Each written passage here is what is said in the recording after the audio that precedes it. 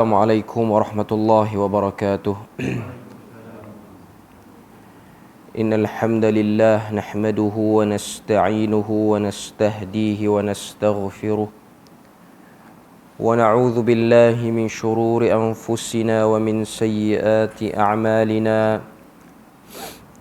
Man yahdihillahu fala mudilla lahu wa man yudlilhu fala hadiya lahu. أشهد أن لا إله إلا الله وحده لا شريك له وأشهد أن محمدا عبده ورسوله يا أيها الذين آمنوا اتقوا الله وقولوا قولا سديدا يصلح لكم أعمالكم ويغفر لكم ذنوبكم ومن يطع الله ورسوله فقد فاز فوزا عظيما. الحمد لله الذي بنعمته تتم الصالحات. ربنا آتنا من لدنك رحمة وهيئ لنا من أمرنا رشدا. اللهم آت نفسي تقواها وزكيها وأنت خير من زكاها أنت وليها ومولاها. Alhamdulillah, syukur pada Allah Azza wa Jalla kerana dengan rahmat dan juga limpah kurnia yang Allah berikan, dapat kita sama-sama pada pagi yang mulia ni menyambung lagi perbahasan kita daripada amalan-amalan yang dianggap sunnah dalam masyarakat. Al-mujazu fil a'malil lati ya'taqidun nasu annaha minas sunnah. Yang mana hari ni insya-Allah kita akan bahas amalan yang ke-9 daripada buku ni ataupun risalah ni, iaitu solat sendiri-sendiri di RNR. Ini antara benda yang dia sebut. Dan benda ni lebih kepada teguran sebenarnya. Kita tengok apa yang disebutkan oleh penulis hafizahullah ta'ala.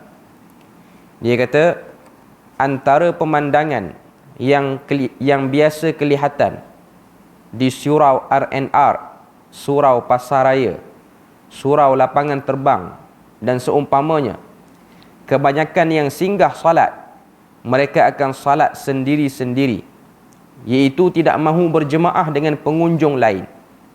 Mengapa kebiasaan ini berlaku? Sudahlah ketika tidak musafir, ramai masyarakat yang tidak mahu salat berjemaah di masjid. Apabila keluar berjalan, singgah di surau, masih juga ingin salat sendiri-sendiri. Ini lebih pada pernyataan masalah, iaitu keadaan realiti yang berlaku bila mana sebahagian orang dia salat di surau RNR, di lebuh raya, ataupun surau pasaraya, mall, ataupun surau lapangan terbang, ataupun surau tempat-tempat awam yang menjadi tempat persinggahan orang berhenti. Kebanyakan lebih suka untuk salat sendiri-sendiri dan tidak berminat untuk salat secara berjemaah bersama dengan pengunjung yang lain. Sekarang ni dia sebut pada kita punca masalah dan juga penyelesaiannya. Mereka yang tidak mahu berjemaah di RNR, pada pemerhatian saya mungkin disebabkan salah satu daripada 3 punca. Untuk menjawab ketiga-tiga punca ini, saya berpandangan untuk melihatnya dari sudut pandangan dan pendapat dalam mazhab Syafi'i sahaja, kerana sememangnya mazhab yang menjadi amalan rasmi kebanyakan masyarakat di Malaysia adalah berdasarkan mazhab tersebut. Yang pertama, ini antara punca yang dia sebut sini, takut berbeza niat dengan imam. Ini antara benda. Sebab dia takut dia solat lain, imam solat lain. Jadi ada perbezaan niat. Jadi sini dia sebut sini, sebenarnya kita boleh solat berjemaah sekalipun berbeza niat antara imam dan makmum. Ia adalah pandangan muktamad dalam mazhab Syafi'i. Sama ada berimamkan orang yang salat sunat atau salat wajib yang berbeza, seperti imam tu salat zuhur, seperti imam tu salat asar, kita ni nak salat zuhur dengan sebab kita bermusafir. Jadi benda tu dibenarkan oleh para ulama, terutamanya dalam mazhab Syafi'i sendiri, dan benda ni disebutkan oleh Al-Imam An-Nawawi dalam kitab dia Al-Majmu' Syarah Al-Muhadzab. Selain pada itu disebutkan juga dalam Raudatul Talibin dan lain-lain dalam kitab fiqh bahawasanya perbezaan niat ataupun perbezaan jenis salat antara makmum dengan imam tidak memberi apa-apa kesan pada sah dan batal salat makmum, apatah lagi salat imam tu. Maknanya benda tu dibenarkan. Okay. Cuma satu salat saja yang kita tak boleh ikut. Andai kita tahu salat tu salat apa. Contoh kita nak salat jamak ataupun kita nak qasar, kita tengok imam tu dia salat dengan satu jenis salat ni, kita tak boleh ikut. Iaitu salat jenazah. Tak boleh. Salat jenazah tak boleh, tahu tak? Tengok orang ada jenazah, ataupun saya jemaah sekali. Tunggu rokok tak rokok, tunggu sujud tak sujud. Tak tahu nak ikut kat mana. Yang ni tak boleh. Yang ni jarang berlaku. Cuma nak kena tahu juga, ada tempat yang boleh, ada yang tak boleh. Okay. Ianya bersandarkan daripada hadis Jabir radhiyallahu anhu. Muaz bin Jabal telah bersalat isyak bersama baginda. Kemudian beliau balik ke kampungnya dan menjadi imam pula untuk salat yang sama kepada orang kampungnya. Ini perbuatan Jabir bin Abdullah. Okay. Jabir bin Abdullah, Muaz bin Jabal dan lain-lain. Perbuatan Muaz bin Jabal, hadis ni riwayat pada Jabir. Okay. Jadi bila mana dia balik ke kampung dia, dia imamkan salat isyak. Sebelum tu dia dah salat isyak bersama dengan Nabi. Ini hadis yang diriwayatkan oleh Bukhari, Muslim dan lain-lain. Okay. Hadis ini menceritakan mengenai Muaz yang mengimamkan orang kampungnya. Beliau melakukan salat isyak kali kedua dengan niat sunat, bukan wajib. Sedang makmumnya menunaikan isyak dengan niat wajib. Keumuman hadis ini menunjukkan perbezaan niat antara imam dan makmum tidak menjadi masalah. Jadi hadis inilah yang menjadi sandaran bolehnya kita salat walaupun perbezaan niat antara imam dan makmum. Seperti mana Muaz bin Jabal, dia ulang sekali lagi salat isyak di kampung dia, yang disebut dalam kitab-kitab fiqh dengan nama al-i'adah. Ulang balik. Okay. Ulang balik, maka pengulangan salat fardu kali kedua, salat yang kali kedua tu dia tak jadi fardu dah, dia jadi sunat bagi kita. Contoh kita dah salat subuh di masjid ni, balik rumah nanti salat sekali lagi. Mungkin ada sebab isteri belum sempat bersiap awal, ataupun anak-anak baru bangun dan waktu subuh masih lagi ada, kita boleh jadi imam subuh kali kedua. Cuma subuh itu ialah subuh yang disebut sebagai sunat. Boleh. Ini antara benda yang dilakukan oleh para sahabat sendiri. Okay. Itu sebab yang pertama, sebab takut berbeza niat. Padahal benda tu tidak ada apa-apa mudarat pun. Okay. Yang kedua, mungkin tidak tahu tata cara hendak berjemaah berbeza niat dan jumlah rakaat. Ini disebut kemungkinan. Jika boleh berbeza niat antara imam dan makmum, jadi bagaimana caranya jemaah salat boleh dilihat ataupun boleh dibuat sekalipun niat berbeza-beza? Ringkasnya begini. Ini yang disebutkan dalam Al-Majmu' Syarah Muhadzab oleh Imam An-Nawawi. Dia kata, jika jumlah rakaatnya sama, maka tidak menjadi masalah. Salatlah seperti biasa. Maka kita boleh salat macam biasa. Contoh kita nak jamak ataupun kita nak salat dengan salat jamak dan qasar, maka kita ikut imam tu seperti biasa. Jika jumlah rakaat makmum lebih daripada jumlah rakaat imam, tambah rakaat setelah imam memberi salam. Kalau bilangan kita ni yang makmum lagi banyak, maknanya masih berbaki 2 ataupun 1, maka macam biasa lepas pada selesai salam, kita pun tambahlah apa yang kurang lagu. Jika jumlah rakaat makmum kurang daripada jumlah rakaat imam, yang ni yang menjadi permasalahan. Jika jumlah rakaat makmum kurang berbanding jumlah rakaat imam, seperti makmum hendak salat maghrib dan imam salat isyak. Kita sampai di tempat tu, orang salat isyak, kita ni nak jamak dan qasar antara maghrib dan isyak, ikut kaedah yang afdal dalam mazhab Syafi'i, kita tunaikan salat maghrib dulu. Walaupun ada yang mengatakan tak apa kalau nak salat isyak dulu. Okay. Saya dah sebut minggu lepas, dalam mazhab Syafi'i yang afdalnya ikut waktu. Maknanya ikut daripada maghrib baru isyak. Ada orang dia buat isyak dulu, lepas tu baru dia maghrib. Itu mazhab Syafi'i kata boleh. Mazhab lain kata tidak sah perbuatan seperti itu. Okay. Macam mana? Bila mana berlaku macam tu? Maka makmum ada 2 pilihan. Untuk isu ni ataupun keadaan ni, makmum ada 2 cara. Okay.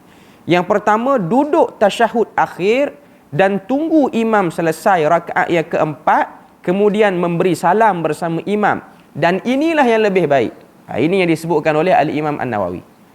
Contoh, imam salat isyak, kita salat maghrib. Rakaat yang ketiga, kita dah habis dah. Sebab maghrib memang 3 rakaat je. Okay. Jadi imam masih lagi berbaki 1 rakaat. Okay. Jadi macam mana nak buat?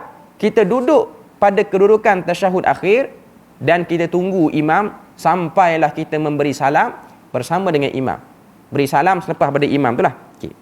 Yang kedua niat mufaraqah dan terus beri salam setelah selesai 3 rakaat.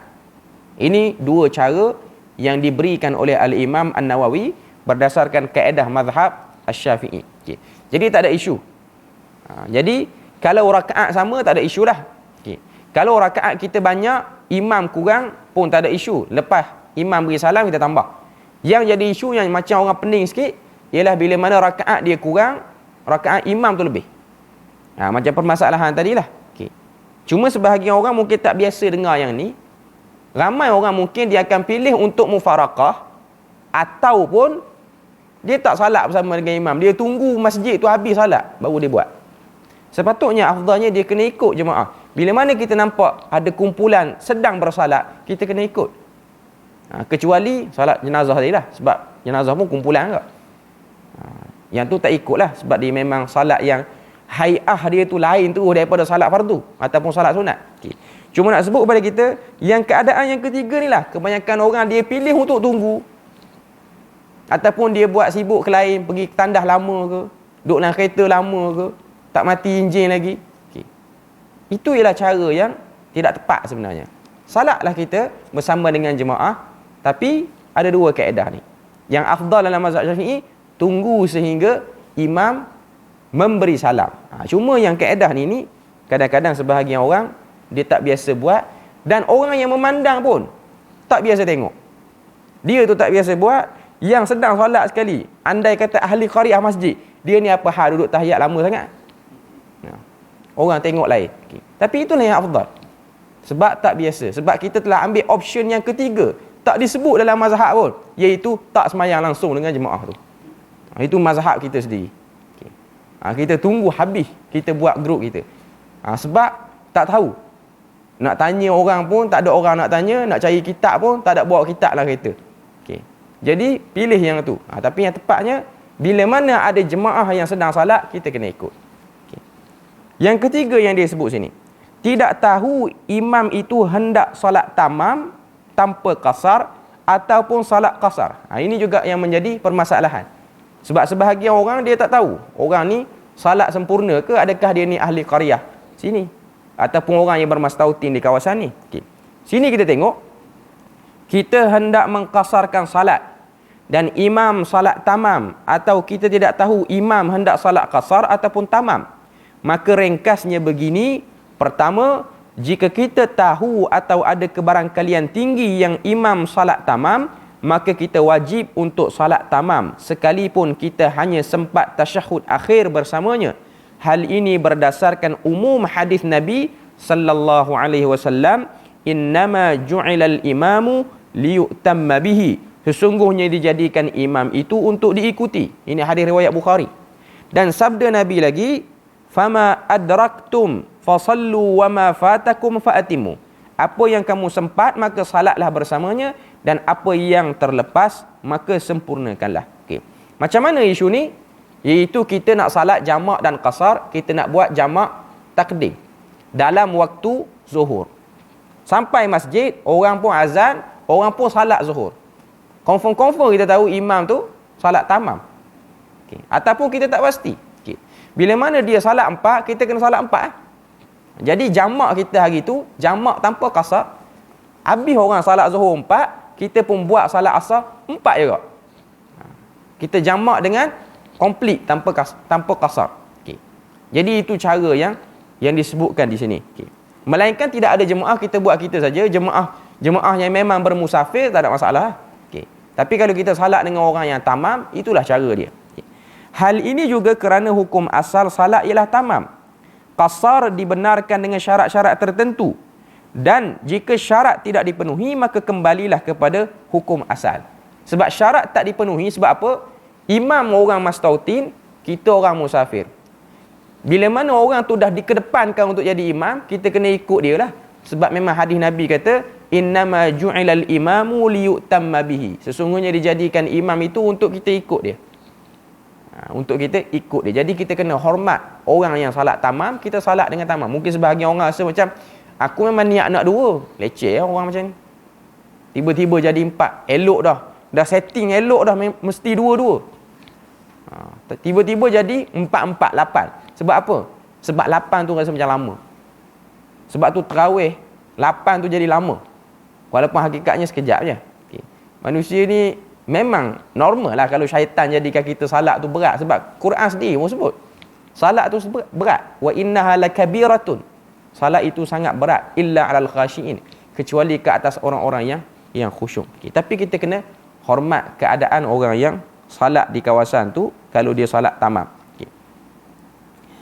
Kedua, jika kita yakin atau ada kebarangkalian tinggi yang imam juga hendak qasar, dan ini biasanya jika salat di RNR atau di lapangan terbang, maka kita boleh berniat qasar.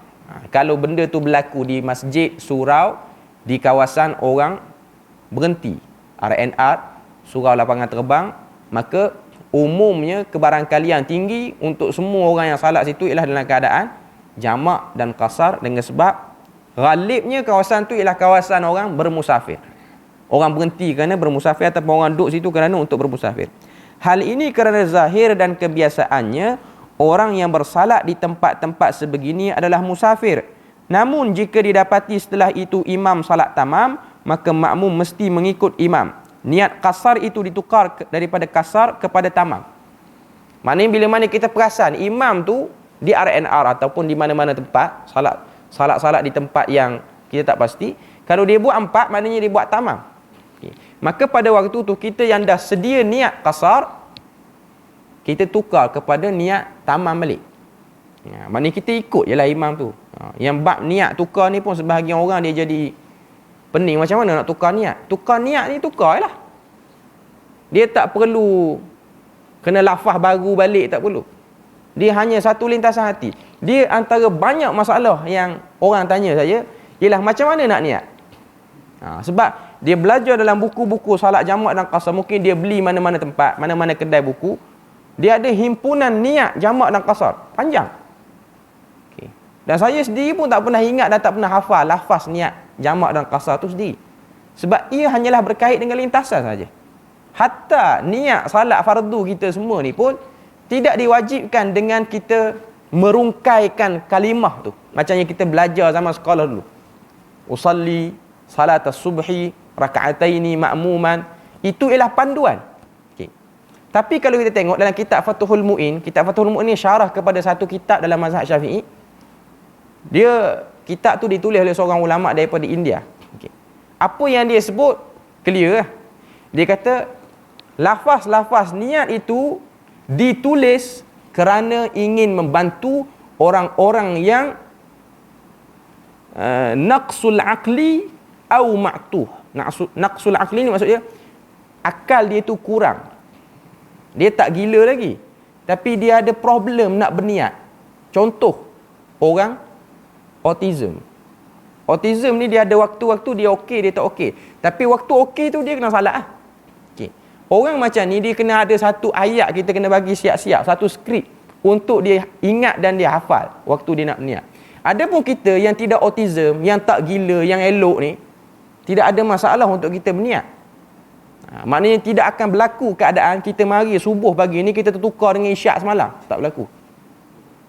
Tengah-tengah rakaat pertama subuh tadi, aku duk niat isyak ataupun duk niat solat air raya. Tak, dia tak berlaku. Bagi orang yang okey dia tak berlaku. Kalau orang tu memang ada masalah macam tu, dia memang tertukar. Dia salat subuh rupa-rupanya dia niat nak sembelih korban tadi. Maknanya benda tu boleh berlaku dan keadaan tu dibahaskan oleh para ulama. Yang macam ni dia kena lafaz. Sebelum dia angkat takbir tu dia kena lafaz. Kalau yang tak ada masalah, dia boleh tahu, dia beza. Dia sedar, dia sedang salat tu salat apa. Maka tidak diberatkan bagi dia untuk dia melafazkan. Sama juga dalam keadaan dia jamak dan qasar. Okay. Dan saya rasa majoriti orang yang pergi berjalan ni orang yang waras lah. Orang yang boleh pergi musafir, siap boleh bawa kereta lagi, dia waras.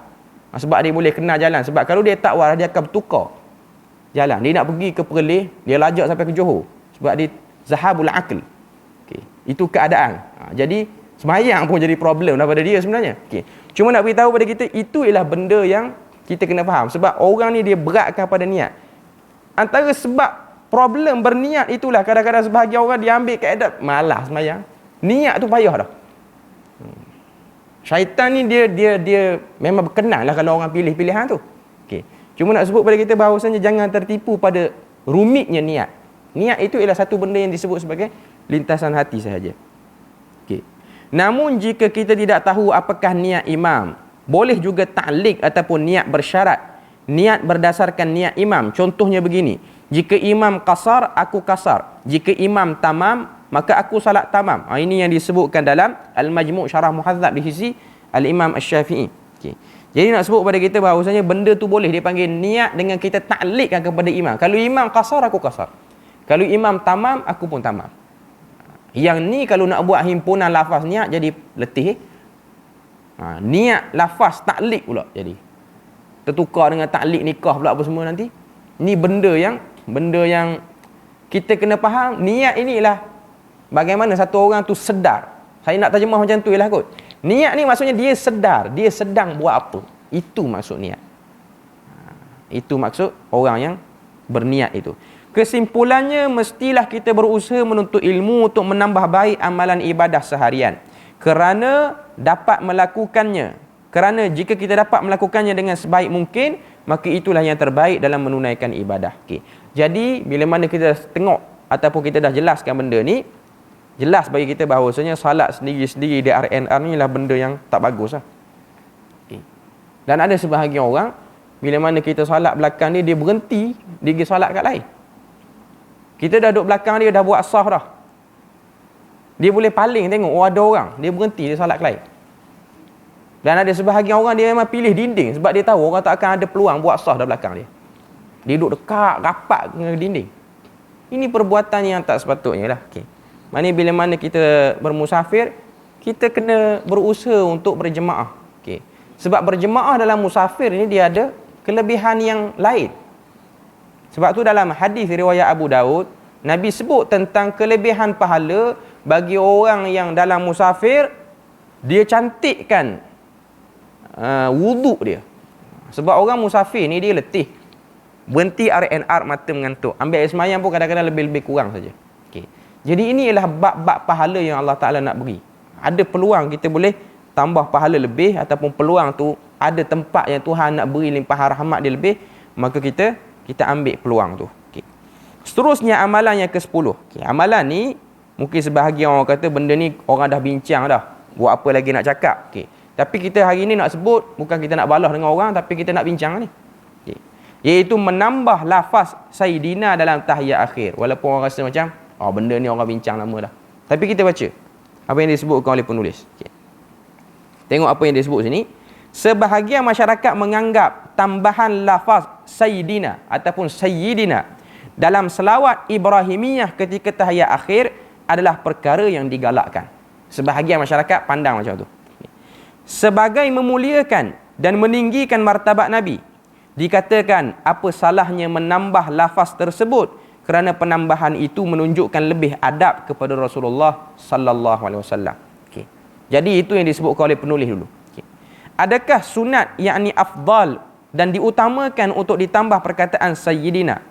Lafaz Sayyidina bermaksud penghulu kami. Sememangnya Nabi itu seorang penghulu kepada umat manusia, anak Adam sekalian, sebagaimana sabda Nabi sallallahu alaihi wasallam, ana sayyidu waladi Adam yaumal qiyamah. Ini hadis riwayat Muslim. Iaitu Nabi pun sebut ana sayyidu waladi Adam yaumal qiyamah. Dan golongan yang membolehkan Sayyidina, iaitu para ulama yang kata boleh ni, dia akan guna dalil ni. Dia akan guna dalil ni. Okay. Kita tengok pula seterusnya, apakah lafaz sebenar yang diajar oleh Nabi sallallahu alaihi wasallam berdasarkan hadis-hadis yang lain. Okay. Lafaz selawat Ibrahimiyah dalam salat yang diajar oleh baginda kepada para sahabat ialah lafaz selawat yang tidak ada perkataan Sayyidina. Itu yang kita kena setuju dulu dan kita kena tahu dulu. Yang Nabi ajar tidak ada. Okay. Lafaz tersebut ialah sebagaimana yang terdapat dalam pelbagai riwayat yang sahih. Maknanya banyak jalan, banyak syawahid. Syawahid ni maknanya ramai sahabat yang menyaksikan lafaz yang Nabi ajar ni ialah seperti itu. Antaranya Abu Mas'ud Al-Ansari. Dia kata, Bashir bin Sa'ad bertanya kepada Rasulullah, bagaimana hendak berselawat kepada baginda dalam salat? Maka jawab baginda, ucapkanlah Allahumma salli ala Muhammad wa ala ali Muhammad kama sallaita ala Ibrahim wa ala ali Ibrahim wa barik ala Muhammad wa ala ali Muhammad kama barakta ala Ibrahim wa ala ali Ibrahim fil alamin innaka Hamidum Majid. Tidak terdapat dalam mana-mana riwayat yang menunjukkan Nabi mengajar para sahabat selawat Ibrahimiyah yang terkandung padanya penambahan perkataan Sayyidina. Ini riwayat oleh Al-Bukhari dan juga riwayat Muslim. Sebelum baca ni pun dah bersin tadi. Kalau ikut kaedah hadis palsu, siapa yang cakap satu benda, lepas tu dia bersin, tanda benda yang dia sebut tu betul. Hadis palsu dia sebut tu. Hadis palsu, bukan hadis sahih. Dulu benda ni jadi, orang kata famous lah dulu. Kalau orang tu bercakap, tengah dia berucap, dia bersin, mana dia betul. Jadi sebahagian orang politik ni, dia usaha macam mana, dia bersin. Terutama waktu baca manifesto. Ni selingan je lah. Tapi itu hadis palsu lah. Itu bukan hadis yang betul. Okay, hadis palsu saja. Bersin tu sebab ada debu banyak, ataupun bersin tu memang dia ada resedung ke apa dia. Okay. Cuma yang benarnya ialah lafaz seperti itu. Okay. Pandangan para ulama berbeza. Pandangan sama ada menambah perkataan Sayyidina lebih baik atau kekal dengan apa yang diajari oleh Nabi kepada para sahabat, itulah lebih baik. Itu pandangan para ulama. Kebanyakan ulama melihat mesti dikekalkan lafaz selawat yang diajarkan oleh Nabi kepada para sahabat ketika tasyahud akhir. Tidak perlu ditambah lafaz Sayyidina kerana ianya adalah satu kepatuhan kepada apa yang sabit daripada Nabi sallallahu alaihi wasallam berkaitan lafaz zikir atau selawat yang diajarkan kepada para sahabat. Itu yang disebutkan oleh jumhur para ulama. Okay. Sebahagian ulama lain pula. Yang ni pula ada sebahagian lain yang kata boleh. Antaranya ialah para ulama dalam mazhab Syafi'i. Siapa yang kata boleh tu?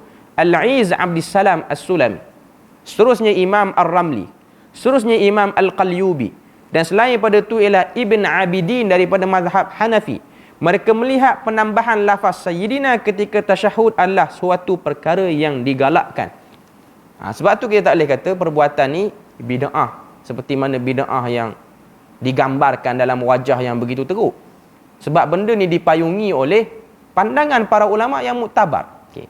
Cuma kita bahas dari segi sejauh mana dia punya pandangan tu bersama ataupun tidak dengan jumhur ataupun mereka ni minoriti. Yang pasti pandangan inilah minoriti. Dan para ulama tidak mengeluarkan pandangan mereka ni sebagai pandangan yang buruk ataupun pandangan yang tertolak. Pandangan mereka dibilang sebagai pandangan yang diterima. Okay. Cuma dari segi rajih, maknanya yang tepat dan juga kurang tepat yang mana? Okay. Mereka semua tu yang kata boleh tu mengatakan penambahan kalimah Sayyidina dalam tahiyat akhir dilihat dari sudut adab terhadap Rasulullah sallallahu alaihi wasallam. Okay. Mereka berhujah dengan sebab itu ialah bab daripada ketinggian adab. Dikatakan juga meraihkan adab adalah lebih baik daripada mematuhi perintah. Ini yang disebutkan dalam Nihayatul Muhtaj oleh Imam Ar-Ramli. Dia kata mengedepankan adab lebih tinggi daripada mematuhi perintah. Sebab dia ada satu hadis ketika mana Abu Bakar As-Siddiq, orang tolak dia untuk jadi imam. Waktu tu Nabi dah sakit dah. Tapi Nabi tak sakit teruk sampai terbaring lagi. Cuma Nabi nak masuk ke dalam masjid waktu salat tu Nabi agak lambat. Okay. Dengan sebab lambat tu, sebahagian sahabat ni dah tolak Abu Bakar untuk pergi ke depan jadi imam. Okay. Bila mana Abu Bakar nak naik, tengok Nabi keluar. Bila mana Nabi keluar, Abu Bakar pun mengundur ke belakang. Nabi buat isyarat pergi ke depan, tapi dia tetap duduk belakang.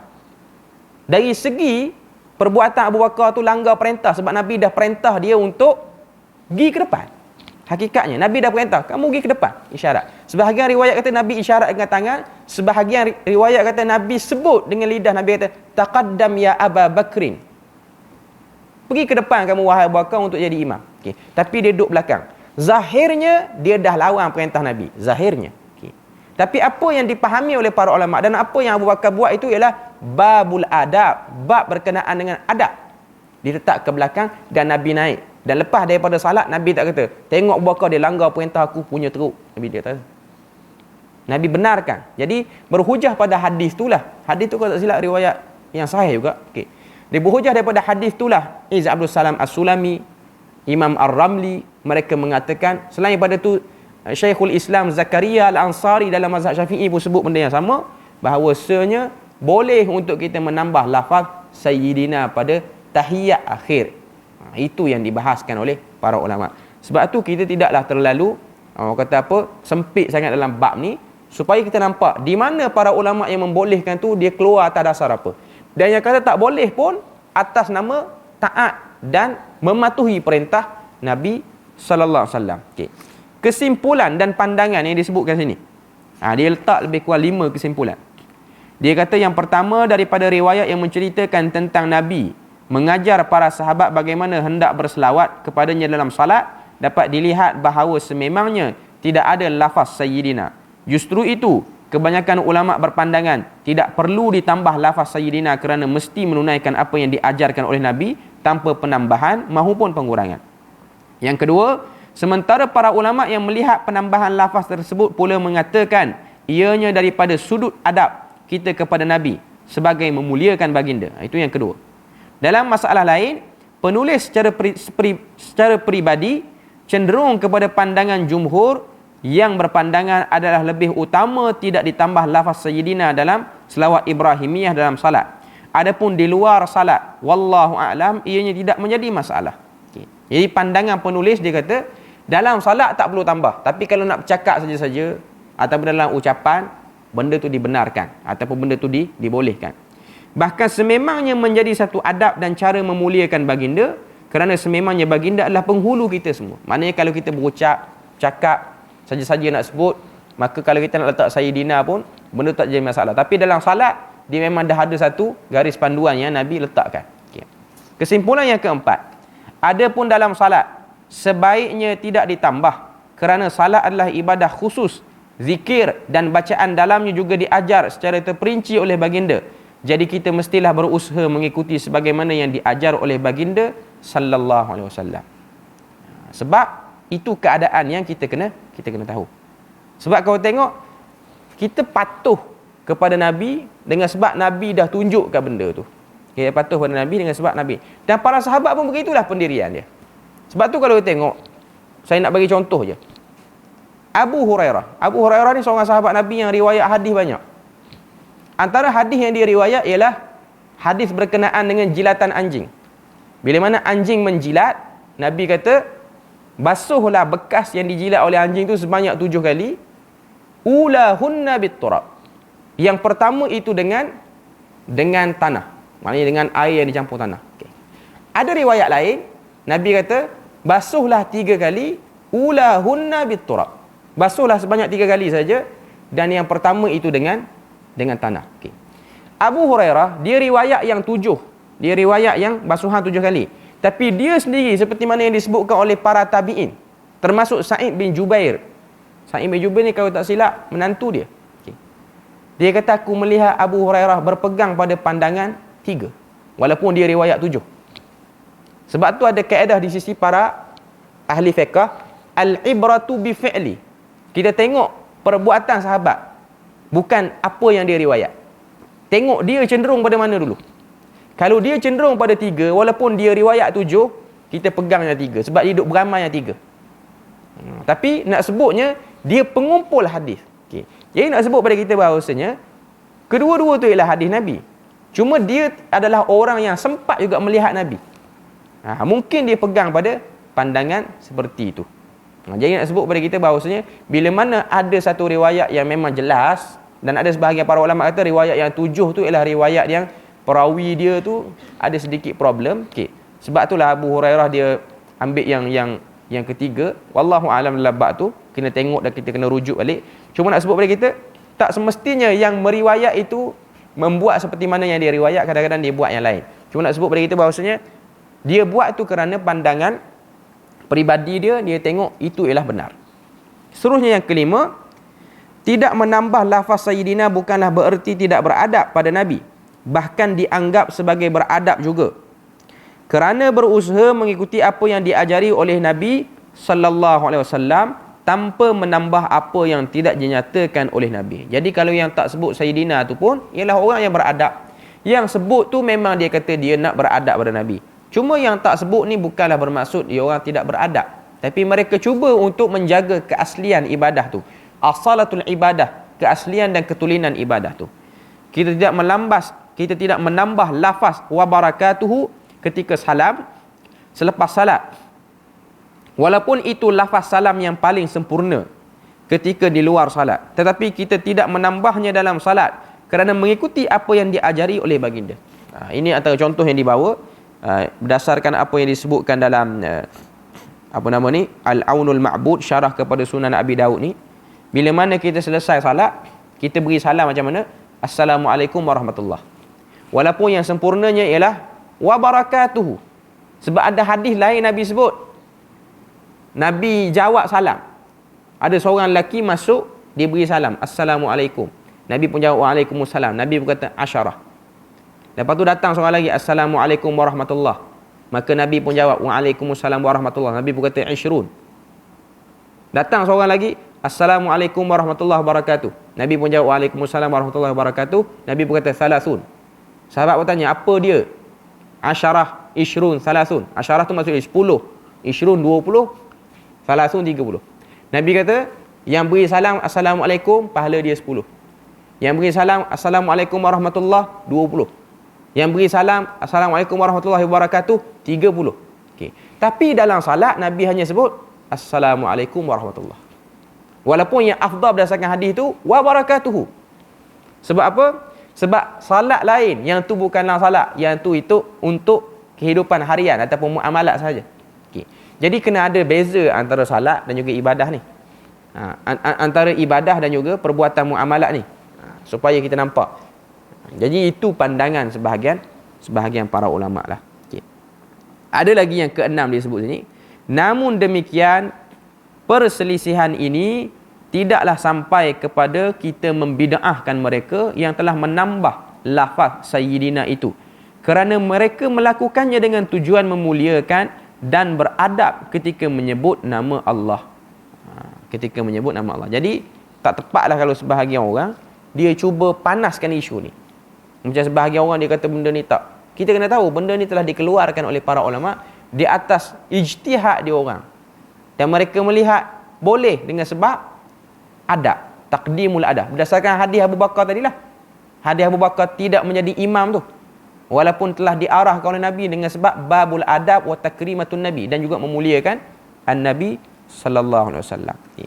Jadi rasanya kita berpada situ ialah sebab perbahasan lepas pada ni dia agak panjang sikit, kita tak sempat nak bahas panjang-panjang. Okay. Subhanakallahumma wa bihamdik, asyhadu an la ilaha illa anta wa astaghfiruka wa atubu ilaik. Wassalamualaikum warahmatullahi wabarakatuh.